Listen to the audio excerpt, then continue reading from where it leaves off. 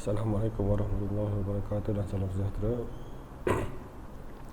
So hari ini kita akan meneruskan menuju kuliah, iaitu dalam kita punya subjek Vehicular Subsystem Teknologi pada bahagian 6, chapter 6, iaitu tanda teknologi. Kita ada 6A dan 6B. 6B iaitu brake teknologi. So kita akan masuk dulu bahagian 6A, iaitu tanda teknologi. Untuk tanya teknologi ni dia agak ringkas, mungkin sekitar 30 minit kita selesai lah. Jadi nanti dalam masa yang dekat saya akan sharekan pula untuk bahagian brake teknologi ya. Okey, pertama sekali kita tengok apa sebenarnya idea yang dia letakkan pada bahagian tayar ni, kenapa dia perlu ada dalam sesebuah kenderaan.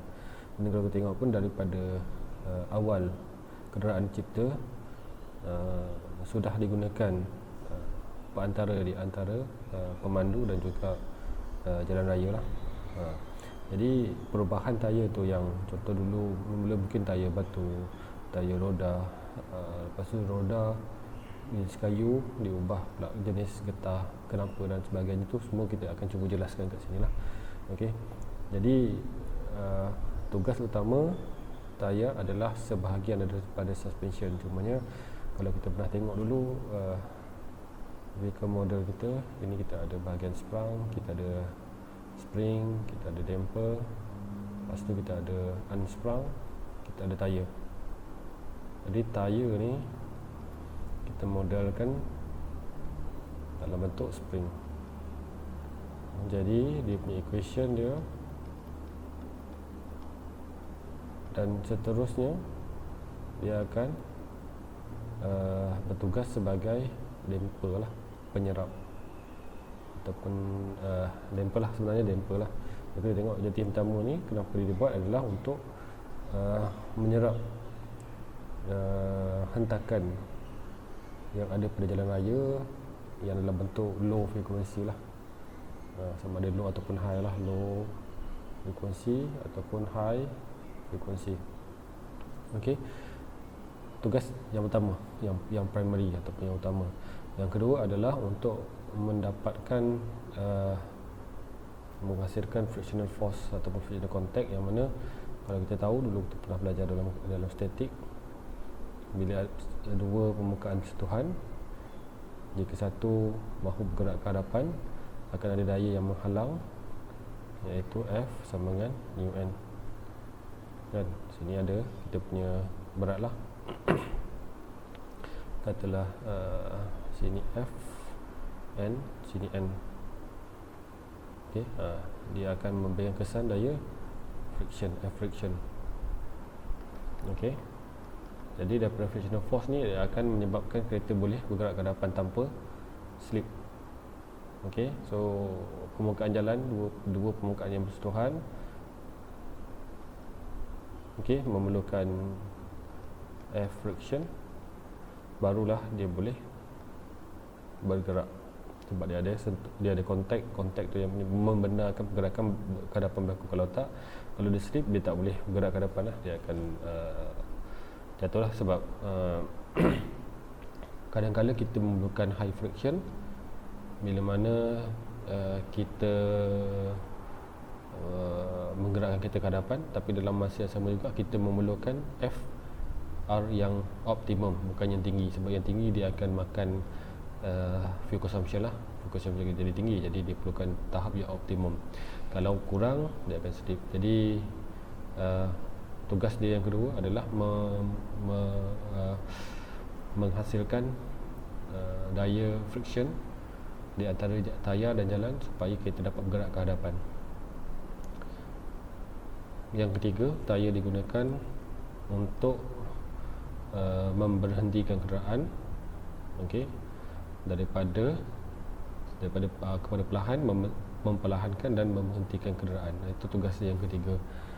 Dan sebenarnya ada satu lagi lah, dan juga membelok lah, cornering.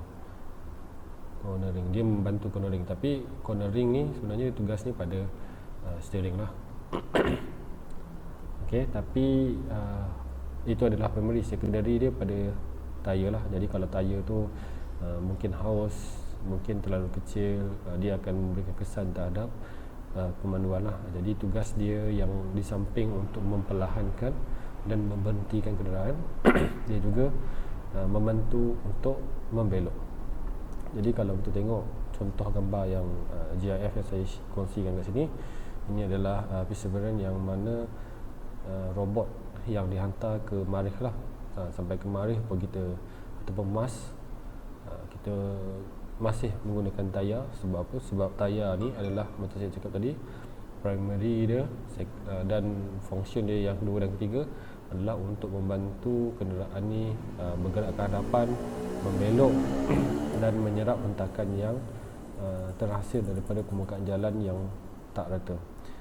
Jadi kalau kita tengok dalam gambar ni pun kita boleh nampak dia cuba setir lah, dia membelok ke kiri dan ke kanan.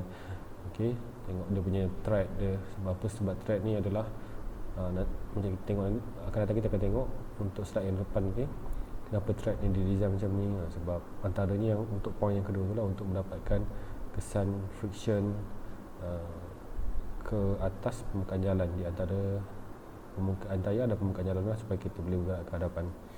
Okey. Jadi kalau kita tengok betul-betul pada kita punya tayar ni, kita punya tayar siapa punya kenderaan lah, motor ke kereta ke, kita akan nampak nombor yang saya tunjukkan ni lah. Okey. Kod yang macam ni 195/55 R1687V. Yang 87V tu ada yang tak ada lah. Sampai 16 tu, R16 tu kebanyakannya ada. Okey. Jadi sebenarnya apa yang dikaitkan nombor ni dengan tayar? Secara basicnya sebab kita nanti dalam akademik kita akan belajar in detail macam mana matematiknya ataupun secara equationnya tayar ni berfungsi di atas jalan raya. Dia punya pergerakan, dia punya perakan lah terutamanya dalam matematik. Tapi kat sekarang kita tengok dia punya keluaran ataupun dia punya design je dulu, macam mana tayar ni berfungsi lah. Okey, dari segi appearance dia kan, ni appearance dia. Okey, jadi 195 ni adalah, kita tengok yang pertama ni, tahap ataupun kelebaran dia. Okey, kelebaran dia dalam bentuk unit milimeter. Okey, jadi kalau 195 ni maksudnya daripada kiri ke kanan, kelebaran dia adalah 195 mm. Okey, jadi mungkin ada tayar yang lebih lebar ataupun lebih kecil daripada ni lah.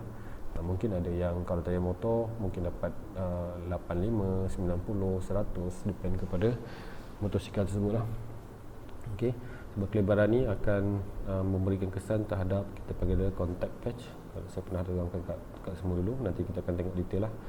Contact patch, okey, maksudnya tahap sentuhan di antara permukaan jalan dengan tayar kita. Contact patch. Okey, semakin lebar semakin tinggi contact patch, tapi ingat dia akan meningkatkan friction. Okey, seterusnya tengok poin yang kedua, /55. 55 ni adalah dalam bentuk unit per ratus, 55%. Okey, 55% daripada apa? Kalau kita ada 195, kalau tengok ini 195, okey, dia ada dah 0.55. Ini adalah dia punya unit yang kedua ni, ataupun nilai yang kedua ni lah. Maksudnya dia adalah 55% daripada kelebaran tayar. Okey, jadi inilah ketinggian ini. Ini ketinggian ni adalah macam saya tulis atas tu, 195 darab 0.55 something mm. Okey, itu dia punya ketinggian lah dalam bentuk milimeter lah. Dia gunakan dalam bentuk peratus. Lagi kecil peratus, lagi nipis lah tahap tahaya dia lah. Dari segi kelebaran tu semakin nipis lah. Okey, kalau contoh saya kata contoh kalau contoh 80%, maksudnya dia akan ambil 80% daripada 195, jadi tayar tu akan jadi semakin kecil. Kalau misalkan kita letak 10%, jadi akan ambil 19. Kalau di 100%, dia akan samalah 195. Jadi itu contoh lah, tapi tak mungkin lah kan. Jadi nak tentukan tahap sesebuah tayar punya ketebalan, okey, kita boleh tengok pada bahagian yang kedua tu, 55. Okey. Yang ketiga, R. R ni dia akan menunjukkan jenis tayar. Sebab tayar kita ada radial, satu. Lepas tu kita ada jenis cross ataupun siapa yang cross, ada dia nama satu lagi saya lupa, tapi dia adalah cross dan bias lah, cross ataupun bias. Ini akan menunjukkan construction ataupun jenis design dalam ni, dia punya pattern dalam ni. Kat dalam ni dia ada punya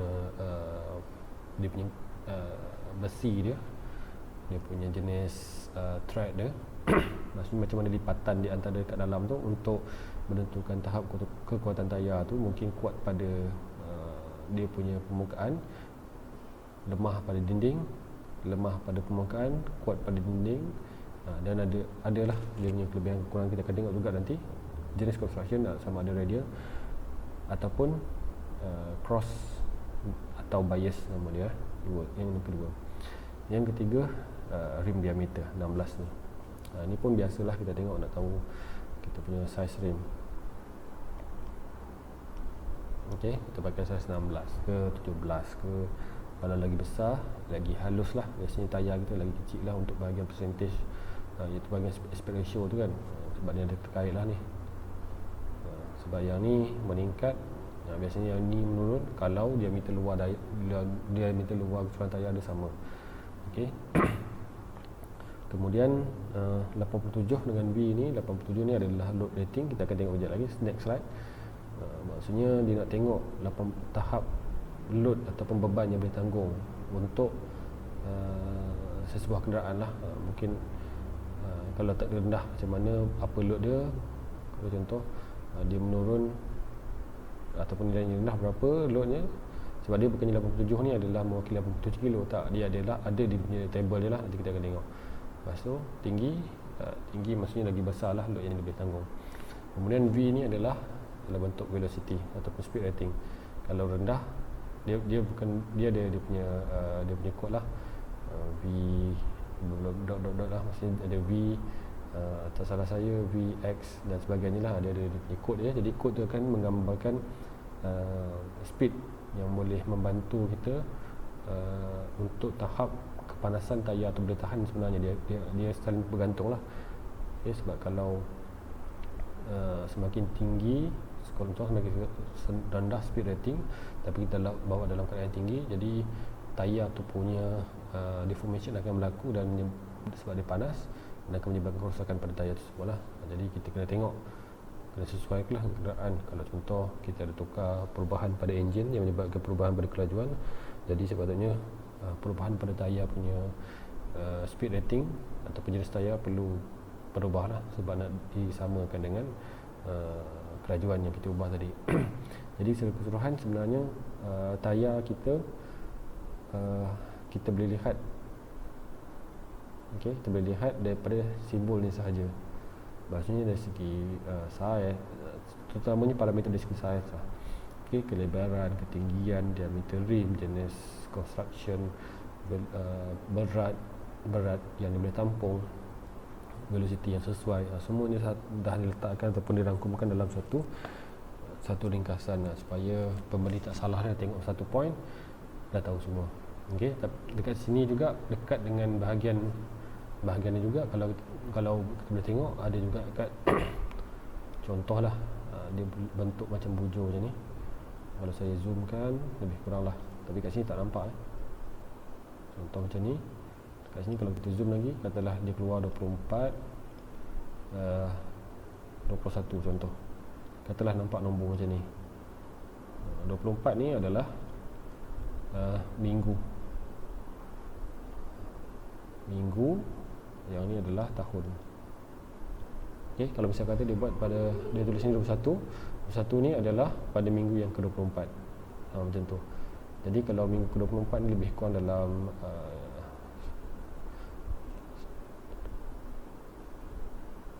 lebih kurang dalam bulan 5 ataupun bulan 6 lah.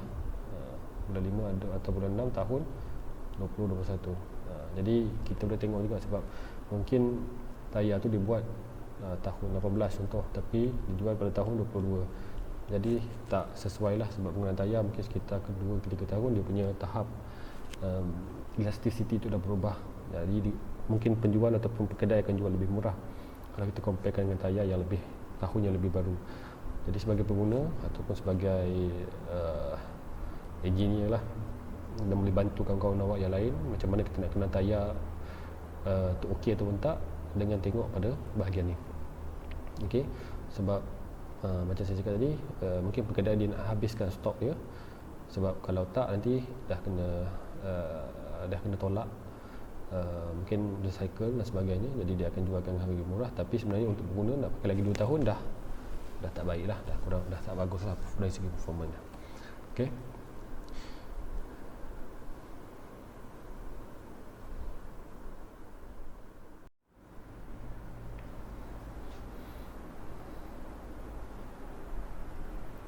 Okey, seterusnya kita tengok pula apa yang saya maksudkan kepada 87 dengan V ni. 87 ni adalah load index, V ni adalah speed index. Boleh tengok kat kita masing-masing memang ada lah kedua-dua ni lah. Untuk load index ni, kalau kita tengok sini 87, maksudnya ya 87. Okey, maksudnya kapasiti yang ditampung untuk keseluruhan. Kalau ialah 4 tayar kan, 4 tayar maksudnya 5, 4, 5 darabkan 4 lah. Okey, jadi dia ada lebih kurang dalam 2.2 lah, 2.2 ton lebih kurang kan. Jadi kalau kita tengok berat kereta kita lebih kurang dalam 1.7 ton sehingga 2 ton lebih kurang lah. Okey, mungkin ada yang kurang, mungkin ada lebih sikit gantung. Tapi ini adalah berat yang sesuai, iaitu 87. Dan kebanyakan kereta memang sekitar 87 plus minus lah.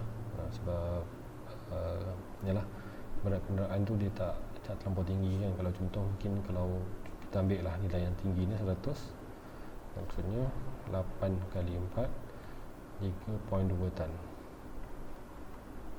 Jadi jarang lah kita sampai 3.2 ton ni. Even SUV pun tak sampai 3.2 ton lah berat ataupun gross weight dia. Right. Itu nak tengok dari segi load index. Jadi kalau siapa-siapa nak tengok kenderaan dia pakai load index berapa, boleh tengok dekat sini lah, dekat graf yang ni. Boleh tengok dekat bahagian table yang ni untuk tengok macam mana susunan load dia terhadap berat dia lah. Okey, itu yang pertama, itu load index. Yang kedua, speed index. Okey, kalau tengok speed index ni adalah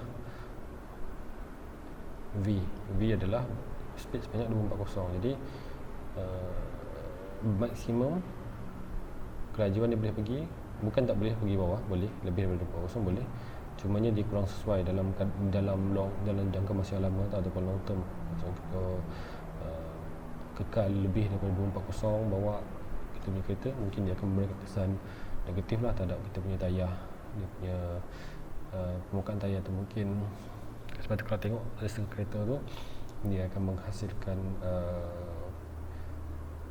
dah tengok tayar cair dekat jalan jadi antara sebab kenapa speed index tu penting lah.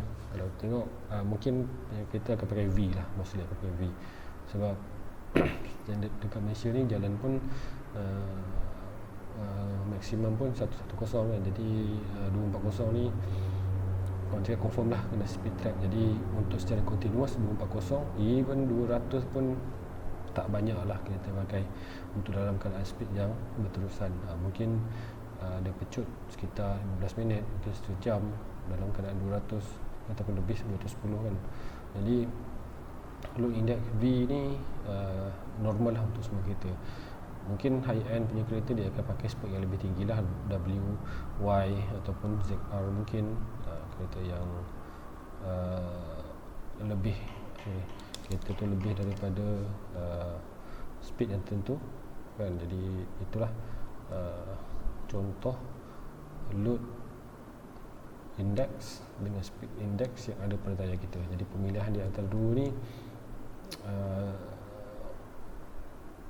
saya boleh cakapkan agak penting lah, agak penting sebab dia akan menentukan tahap ataupun kaedah pemanduan yang sesuai terhadap kita punya kenderaan. Sebab kita punya kenderaan tu macam kita tengok tadi, primary kegunaan tayar adalah untuk menyerap atau untuk suspend permukaan jalan yang daripada yang permukaan jalan yang tak rata, daripada terus dia hantar kepada driver. Jadi dia akan serap dulu dengan berpandukan kepada nombor-nombor yang saya terangkan sebelum tadi lah, termasuk load index dan speed index ni. Dia akan membantu untuk meningkatkan keselesaan pemanduan. Okey, seterusnya kita tengok kepada 3 item yang akan menentukan tahap rating tayar lah. Saya cakap rating tayar sesuatu tayar. Okey, yang pertama kita tengok pada bahagian tread wear, traction, temperature. 3 perkara ni yang kita akan tengok lah. Macam kat sini ada tread wear dengan traction. Jadi 3 perkara ni kita akan tengok lah, yang mana dia akan memberikan kesan. Tengok ke sini, best, poor dengan intermediate. Okey, kalau kita tengok yang pertama, tread wear ni dia tengok melalui how well tread lasts compared to index of 100. Jadi kalau 100 ni adalah yang standard. Kalau lagi lambat, maksudnya lagi tinggilah nilai tread wear dia. Cumanya tread wear ni akan juga bergantung kepada jenis tread yang digunakan dengan ketebalan dia. Okey, jadi mungkin tread tu tebal, design dia mungkin tahan lama, tapi dari segi friction dia akan meningkat lah. Jadi itu dia punya pro and con. Cuma tread wear ni design sebab penggunaan tu mungkin penggunaan yang lebih tahan lama lah untuk sesebuah kenderaan supaya dia lebih tahan. Jadi mungkin penggunaan ataupun jenis material yang digunakan pun akan memberikan kesan juga terhadap tempoh ataupun tread wear ni. Okey, itu yang pertama. Tread wear juga akan mainkan peranan lah daripada 3 rating yang saya cakap tadi. Jadi kalau lebih daripada 100 dia akan jadi best, lebih daripada 100. Poor ni adalah standard sebenarnya, tapi dikelaskan sebagai poor. Yang kedua, traction. Yang kedua adalah traction. Traction ni kalau kita tengok yang saya highlightkan ni, traction grade is determined only for straight ahead wet braking on concrete and asphalt. Asphalt ni permukaan tar jalan lah, asphalt dengan konkrit. Kebanyakan jalan raya Malaysia memang pakai tar, jenis yang tar lah. Konkrit ada tapi tak banyak. Banyak overseas banyaklah pakai jenis konkrit. Jadi dikelaskan daripada A, grade A, B, C, daripada yang G yang tertinggi kepada G yang terendah. Okey, sebab apa? Sebab kalau G yang tinggi ni maksudnya cengkaman terhadap permukaan lebih tinggi. Sebab bila dia brake maksudnya daripada V1 ke V0, T dia rendah. Kalau yang ni berlaku, maksudnya V0 ni V0 ke V1, maksudnya V1 dia adalah 0 meter per second lah, dia berhenti lah. Jadi kalau pecutan lah, so deceleration tu tinggi, dia menghasilkan G yang tinggi sebab dia berhenti dalam keadaan mengejut. Jadi kalau dia berjaya menghasilkan dalam keadaan mengejut, dia punya G dia akan tinggi lah. That's why kalau G tu tinggi, maksudnya dia adalah cekaman yang paling baik. Sebab tu kalau kita tengok ni, AA ni G paling tinggi, A yang dan menurut A, B dan C paling kurang baik lah. Maksudnya dia lambat, dia punya T dia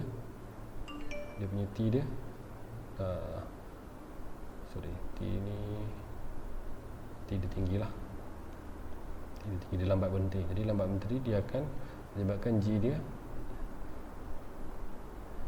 rendah. Maksudnya dia tak berhenti dalam kerja. Sebab G ni tinggi, maksudnya kata berhenti tu dia punya tahap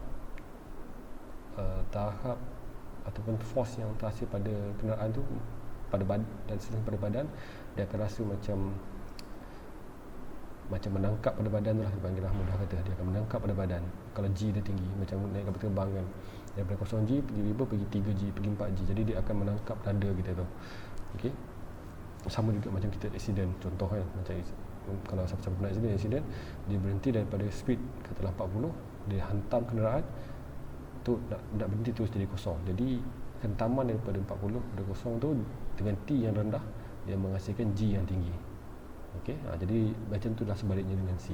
Jadi nilai traction ni adalah salah satu bahagian yang diambil kira untuk menentukan tahap satu tayar itu bagus ataupun kurang bagus lah. Jadi macam saya cakap tadi, AA adalah paling baik, C adalah paling kurang baik, dan akhir sekali adalah temperature. Kalau kita tengok temperature kat sini, dikelaskan 3, A, B dan C. Yang ni straightforward. Kalau grade A, dia lebih daripada 115, kalau B 100 hingga 115, kalau C adalah paling kurang baik lah, iaitu 85 hingga 100. Jadi kalau grade A, kita tengok speed dekat sini, dia letakkan 185 km. Yang ni dia akan tallykan pula dengan kita punya load atau speed rating tadi lah pada tayar tadi. Okey, kebanyakannya memang akan dapat grade A lah. Kalau tayar murah tu mungkin B dan C.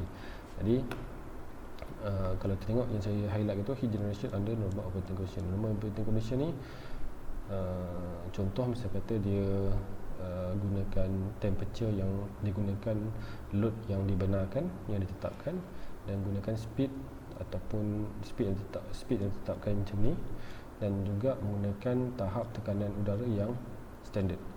Jadi perkara-perkara ni maksudnya kalau dibawa dengan keadaan macam ni, tayar tu dapat bertahan dalam temperature yang dia dah kelaskan ni lah. Okey, jadi itu adalah bahagian untuk temperature grade, untuk bahagian temperature resistant punya bahagian. Jadi kalau kita tengok balik pada kita punya table tu, kalau tayar tu paling baik, dia ada pada track wear yang paling tinggi, traction yang paling tinggi, dan juga temperature yang paling tinggi. Jadi jaranglah kita boleh dapat kelas macam tu kan. Kalau kita tengok, mungkin kita dapat ni sekitar katalah 200. Lepas tu traction katalah kita dapat yang B, lepas tu yang ni yang A, macam tu. Tapi untuk yang track wear, traction dan temperature ni, ataupun kita kenal dia sebagai UTQG rating ni, pada lebihnya pada bahagian manufacturer lah. Kalau contoh awak kerja pada contohlah Continental ataupun Michelin punya team, mungkin akan tengok lah UTQG punya rating ni. Tapi untuk yang OEM ataupun assembler, kita tak akan consider ni sebahagian daripada kita punya design lah, sebab kita akan ikut standard. Kalau contoh saiz kenderaan, kapasiti enjin macam ni, tayar dia macam mana, dia ikut yang macam tu. Tapi untuk manufacturer tayar, dia akan consider sebab banyak customer dia berbeza ikut kenderaan. Jadi dia akan supply kepada yang uncommon pun dia akan supply. Jadi dia akan consider lah UTQG punya rating ni. Okey.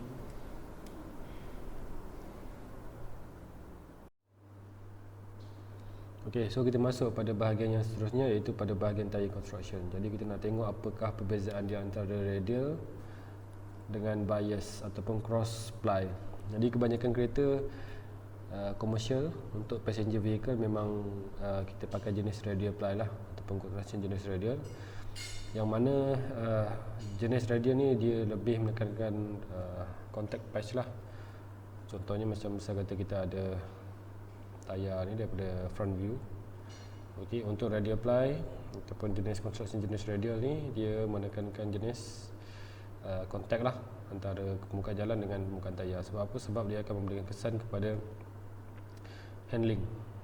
Okey, dia akan memberikan kesan kepada handling. Jadi seterusnya handling ni akan memberikan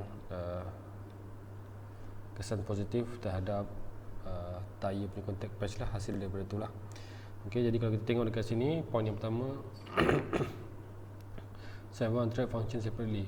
Jadi dia punya construction ya, kalau untuk radial ni, kalau tengok daripada front view ni, dia dalam keadaan yang melintang. Okey, dia punya construction kita boleh cakap fiber dia lah dalam keadaan melintang macam ni. Okey, tapi dia fokus pada bahagian yang tengah saja, bahagian sini saja. Jadi construction macam tu.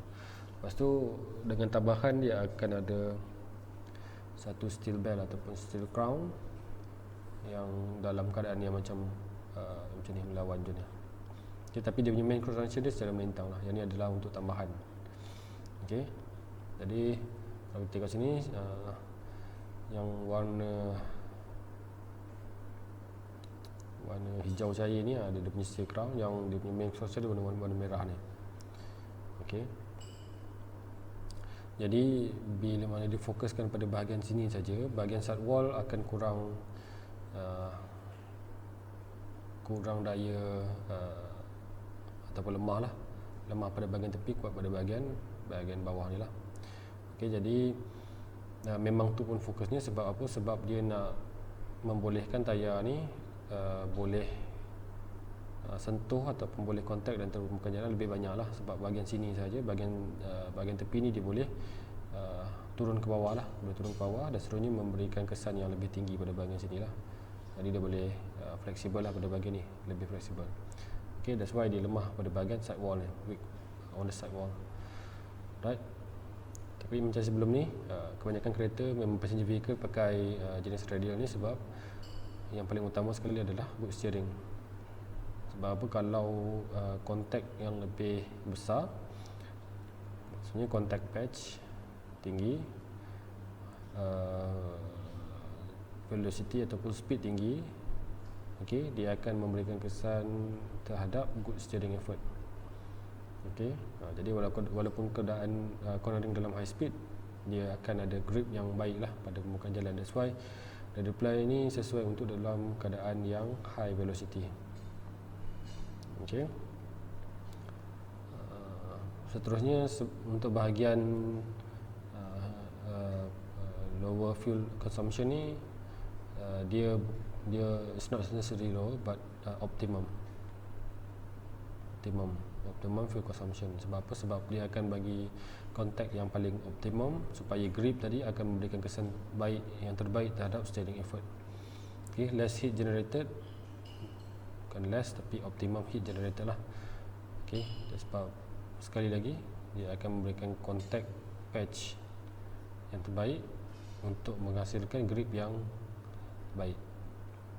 Okay, dan dia adalah for sure akan better road contact lah. Sebab seperti yang saya cakapkan tadi, dia akan memberi sentuh ataupun memberikan kesan permukaan yang paling maksimum ataupun paling optimum di antara tayar dengan permukaan jalan. Okey, berbeza dengan cross ataupun bias ply. Untuk dari segi construction, dia akan menyeluruh. Contoh saya kata dari segi construction dia melintang macam ni, dia punya, kita cakap fiber lah, fiber melintang macam ni. Fiber yang pertama, yang kedua akan menyerong lawan. Okey, dan boleh jadi 45 degree, boleh jadi 30 degree, boleh jadi 60 degree, bergantung pada manufacturer. Okey, yang penting dia adalah cross. Yang tadi dia bukan cross, tapi yang main adalah melintang. Yang cross yang ni bukannya cross tapi adalah tambahan daripada yang utama tadi lah. Dia tambahan untuk steel crown tadi.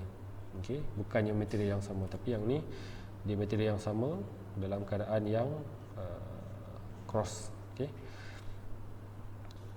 kalau kita tengok di sini, dia the crown and sidewall are formed by the same ply structure, dan dia akan cover keseluruhan daripada atas dan seterusnya keliling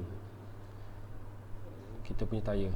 Dia bukannya macam yang radial hanya bahagian bawah saja, sebab dia nak lembut pada permukaan sisi supaya bila diberikan beban dia dapat maximum contact patch ataupun optimum contact patch. Tapi radius bias ply ataupun cross ply, bila dia berikan load, okey, dia tak nak sidewall ni terlalu banyak deform. Jadi kontak antara permukaan jalan dengan tayar lebih sedikit kalau kita bandingkan dengan radial ply. Sebab tu untuk bias ply banyak digunakan untuk kenderaan jenis heavy vehicle, untuk heavy duty ataupun semi. Okey, sebab apa? Sebab bila diberikan load yang besar sekalipun, okey, tayar ni tidak akan deform banyak lah. Okay, sebab bahagian tepi ni ataupun bahagian sisi ni dia ada construction besi juga ataupun fiber tadi ya. Okay, dia akan memberikan kesan yang baik dari segi deformation ni. Dia sukar untuk deform, tak seperti radial. Radial ni lebih lembut. Okay, that's why kita tengok dia punya main advantage adalah good for high load, resistant against sidewall damage. Okay, tapi untuk radial ply ni, kalau misalnya kata kita terlanggar pada curb, pada sisi permukaan jalan tersatu sikit, dia sangat mudah lah kembung. Okay, kembung ni kalau tak kena gaji boleh mudah pancit lah. Tapi untuk bias ataupun cross ni dia boleh kembung, tapi dari segi construction dia boleh tahan lagi lah, lebih lama lah. Sebab tu kalau untuk bias ataupun cross ply ni, dia kekalkan tayar yang sama tapi dia gantikan dia punya thread sahaja. Mungkin dia akan tampal yang baru ataupun dia reconstruct lah, dia tambah satu lagi layer yang sebelah atas ni lah, sebab yang ni dah kena makan kan. Tapi untuk jenis radial biasanya kita akan terus gunakan yang baru lah. Okay, dia akan jarang ditukarkan pada bahagian thread saja. Tapi untuk bias, untuk kenderaan lori yang besar, dia akan gantikan pada bahagian thread saja. Sebab apa? Sebab main karakter pada bahagian dia punya construction ni masih boleh diguna pakai lagi. Okay, that's why dia boleh datang dengan keadaan yang murah, cheaper. Alright, itu dia punya main idea dalam bentuk construction. Okay, sekali lagi untuk radial ply dia dalam melintang. Untuk cross atau bias dia dalam keadaan crossing ataupun bertentangan dengan construction yang satu lagi. Okey, kalau tengok next slide ni, dia akan nampak lebih jelas lah kalau kita tengok yang bahagian bias ni. Okey, ni bahagian yang layer yang pertama. Okey, ni layer yang kedua, dia dalam keadaan yang berlawanan lah. Okey, kalau tengok radial, ni adalah main construction dia. Tapi ini adalah tambahan dia, bukannya main construction lah. Tambahan supaya lebih tahan lama, supaya dia punya kontak antara permukaan ni dengan dia punya main construction ni lebih baik, lebih kuat lah. Okay, sebab kalau tak ada besi yang bahagian yang kedua ni, dia akan mudah deformation dia lebih banyak lah. Jadi kita nak optimum tadi, konsep optimum tadi dia guna pakai pada bahagian yang ni. Okay, itu dari segi construction yang kita bincangkan sebelum ni. Okay, dari segi contact patch yang pertama, kalau kita tengok untuk bahagian bias, sememangnya disebabkan sidewall dia kuat, jadi deformation untuk bahagian bias lebih kurang, lebih sedikit. Jadi kita tengok sini, dia punya X dia rendah. Kalau kita tengok pada bahagian radial, X dia tinggi. Okay, disebabkan dia punya sidewall dia lemah, jadi memang didesain untuk lemah supaya lebih banyak grip yang dapat seterusnya memberikan kesan positif terhadap cornering. Okey, tapi yang ni bila berikan kesan yang boleh berikan load yang tinggi, okey, dia akan hanya sedikit saja deformation pada bahagian X. Sebab apa? Sebab dia memang design untuk high load, high capacity lah. Sebab kalau contoh lori ataupun kenderaan barat jarang digunakan untuk high speed. Dia biasanya speed dia perlahan, rendah. That's why contact patch dia kurang memberikan kesan lah. Jadi dia tak memerlukan contact patch yang besar asalkan tayar tu tak berubah banyak. Okay. Tapi kalau untuk jenis radial velocity tinggi, jadi memerlukan contact patch yang tinggi, yang besar. That's why ini yang berlaku pada kita punya contact patch di antara bias dan radial. Kalau kita tengok pula contact patch yang kedua, ini dia punya load lah ataupun beban. Kalau untuk bias ni, kalau kita letakkan beban, dia punya bahagian yang tertumpu adalah bahagian tengah lah. Memang jelas lah kat sini warna merah ni. Okay, ni berat yang tertumpu. Sebab kalau misalkan kita letakkan lagi beban yang tinggi, mungkin warna merah ni akan separate lah, dia akan terjarak lah. Okay. Dan bila kita pakai dalam keadaan radial, dia akan distribute. Mungkin ada sikit ni tengah-tengah ni yang warna merah, yang lain tu dia akan well distributed. Sebab dia apa? Sebab contact patch tadi yang kita bincangkan pasal velocity tadi, supaya mudah lah untuk cornering. Okay. Dan advantage sama, bias digunakan untuk lori, untuk truck, untuk semi truck yang memerlukan high load capacity. Okey, manakala untuk radial dia lebih sesuai. Sebab kalau kita tengok kat sini, dia ada advantage pada bahagian penyerap, dia comfort lah, comfort. Sebab bahagian side wall dia lemah ataupun tidak sekeras bias. Okey, jadi bila langgar bump, dia dapat deform dan seterusnya akan menyerap lah hentakan ataupun vibration yang ada pada permukaan jalan. Dan seterusnya dia akan berikan kesan contact patch yang besar dan apabila dalam keadaan velocity yang tinggi. Okey, kita tengok balik tadi construction untuk bias, crossing, radial dalam bentuk bintang. Contact patch yang pertama, okey, jelas pada bahagian X untuk bias lebih sedikit kalau kita bandingkan dengan radial. Dari segi load ataupun contact patch juga, jadi bias akan tertumpu pada bahagian tengah dia punya beban, manakala untuk radial dia akan well distributed. Sebab apa? Sebab sekali lagi contact patch tadi untuk menghasilkan steering yang baik, manakala bahagian advantage sudah pastinya bias akan membolehkan dia menampung beban yang besar, manakala untuk radial akan memberikan kesan comfort yang baik. Dalam masa yang sama boleh digunakan dalam high velocity sebab contact patch yang besar. Okey, yang ni contoh 6 jenis tayar yang biasa dihasilkan oleh manufacturer. Jadi nanti kita akan tengok in detail dalam kita punya vehicle dynamic. Yang ni hanyalah introduction saja. Okey, so nanti saya akan tunjukkan pula pada bahagian kita pencipta yang seterusnya, iaitu pada bahagian 5B, iaitu kita punya brake teknologi. Okey, sekian, terima kasih.